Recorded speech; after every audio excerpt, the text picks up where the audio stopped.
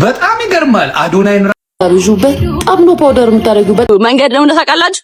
ላይክ በብዙ ፈተናዎች አልፌያለሁ። በጣም ተስፋ መቁረጥ ታይም ላይ ደርሼ ያን ታይም ሳልፈው እግዚአብሔር እንደመረጠኝ አወቅኩ። በቃ እግዚአብሔርን ፈጣሪ መርጦኛል። በቃ አልኩኝ እግዚአብሔር መርጠኸኛል።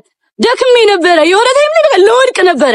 በጣም ይሰለቻል። በዚህ የሰው አፍ በስማም አልገባችሁም እንዴት እንደሚያስጠላ ማለት የሆነ ታይም ላይ በቃ ያስጠላችኋል። በቃ በጣም ተስፋ መቁረጥ ላይ ደርሼ አጠነከረኝ። ጋዳ አጠነከረኝ። እንደዚህ ደርሰሽ ያቺ ይዛች ቤት ውስጥ ተቀምጠሽ የስን ሰው አፍ እንትን እያለሽ ከመጀመሪያ መተሻል የብዙ ሰው አፍ ችለሽ አሁን የምጠነክሪበት ታይም ነው አለኝ ፈጣሪ።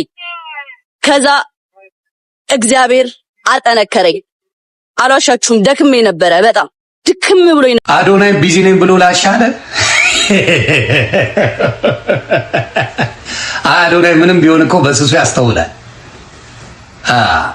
አዶናይ በስሱም ቢሆን ያስተውላል። ፋራ አይደለም፣ ያስተውላል።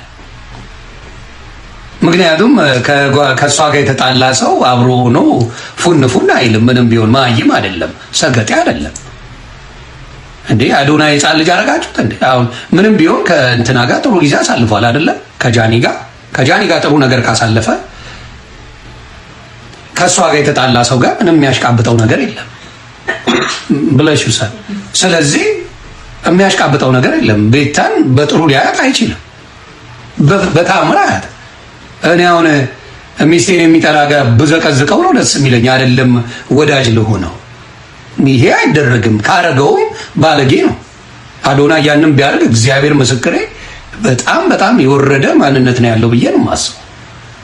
ቢጣላል በቃ የራሱ የሆነ ላይን አለው፣ የራሱ መንገድ አለው። ስለዚህ የማናደድ ቁማር እሱ ቢያደርግ በጣም ቢለያዩስ መሀይም ናችሁ እንዴ? ቢለያዩም አስተሳሰብ መኖር መቻል አለበት። በእውነት ያንን ነው የምለው። እና አንዳንዴ ችግሩ ምንድነው? ሰው አያስተውልም። ድንጋይ ነው፣ መሀይም ነው። በከብት ፎሎወር ስለበዛለት ስማርት የሆነ የሚመስላቸው ሰዎች አሉ። ስማርት የሚመስላቸው ነገሮች አሉ። አብጁበት አብኖ ፓውደር የምታረጊው በጣም ነው ዱቄት እንትን ፋውንዴሽኑን ማርገሽ ዱቄት የምታረጊውና ነጭ ሆነሻል። ያስታውቃል ከለርሽ እንዳልሆነና ያ ኮንፊደንስ ማጣት ነው።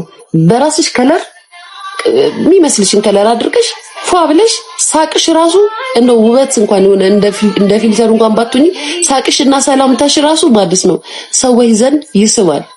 ለሴት ልጅ ደግሞ ፈገግታዋ ነው። እሺ ፈገግ ብለሽ ተጫዎች ምናምን አትፍሪ እና አጠገብሽ ሲመጡ አትኮሳተሪ። ፊትሽን አዘብዝፊባቸው። ገና ፎቶ እንነሳለን ይሉኛል ብላ ጋይስ ፊቷን ዝብዝፍ ልጅ ብቻ ነው ውጭ ማታ እንትን ላይ ማለት ነው። ቀን አይደለም ጋይስ፣ ቀን አታስቡት፣ ማታ ነው።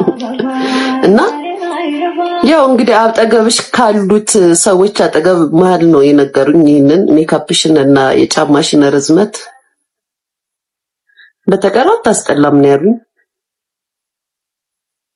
ግን ትፈራለች፣ ኮንፊደንስ የላትም። በጣም ነው የምትፈራው፣ በጣም ነው የምትሳቀቀው። እና ሰዎች ሲያዩት አውቃ ፊቷን ኩስኩስ ታረጓለች ምናምን ነገር። እና ጓደኛ እንሆን አላልሽም እኮ እዛ ጋር የምታያቸው ሰዎች ጓደኛ ሊሆኑሽ አይደለም። ፍቅራቸውን ወይንም ደግሞ እንደዚህ በሚዲያ እንደኔ ሲያጣጥሩሽ የነበሩ ሰዎች ናት እንዴ ምናምን ብሎ ለማየት ነው እንጂ ጓደኛ ወይ ቤስት ፍሬንድ ሊያረጉሽ አይደለም። ሰውን መጠንቀቅ ያለብሽ፣ ሰውን መፍራት ያለብሽ አቅርበሽ ጓደኛ ማረግሽን ነው መጠንቀቅ ያለብሽ። ዛሬ አይሻለሁ ወድሻለሁ ያለሽ ሰው ሁሉ እንደማይወድሽ በህይወትሽ ብዙ ነገር ሊያረጉሽ።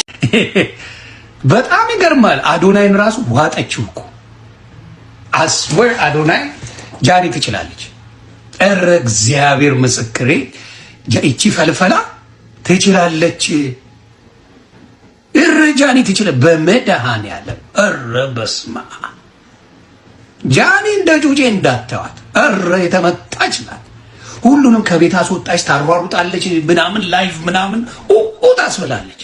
በፈጣሪ አንድ እቺን የምታክልች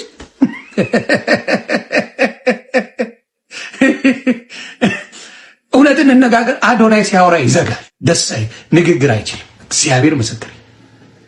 አዶናይ የሆነ ሰው ትምህርት መስጠት አለበት። አዶናይ እንዲቆጭ ብሎ ሎንግ ኮንቨርሴሽን በፍጹም ይችል ልጅ አለ።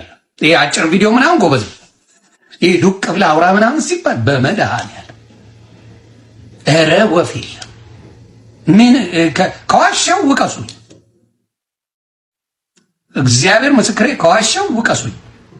አዶናይ ዱቅ ብሎ ሲያወራ ምናምን ጋዝ ጋዝ ነው የሚለው፣ አይነፋም፣ ምንም አይተም።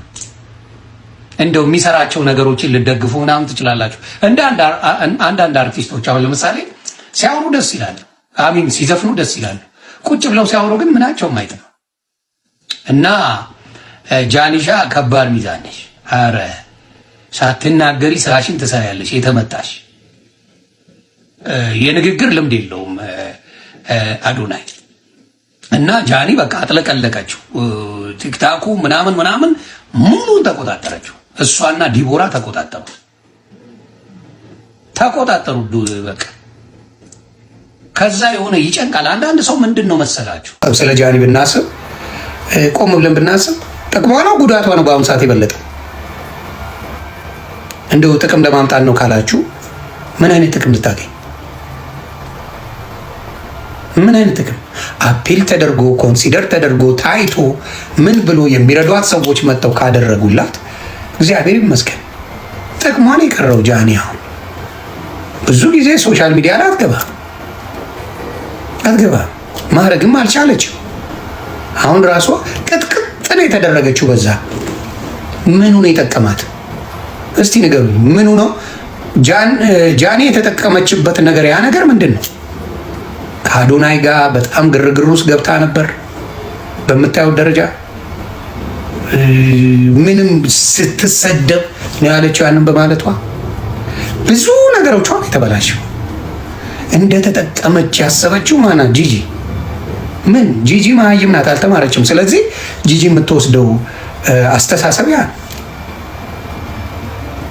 እዚህ እና የሚያሳዝነው ያ ነው። የምትጠቀመው ነገር ቢኖር አዎ ጃኒ ተጠቅማለች። አካውንቷን የራሷን አዘግታ የራሷን አካውንቶች ሁለቱንም አዘግታ ደንብ እያለቀሰች የምትገባበት ጠፍቷት አጀንዳ ለመፍጠር ነው። አያችሁ አበሻ ማለት በጣም እንደዚህ አይነት ማንነት ያለው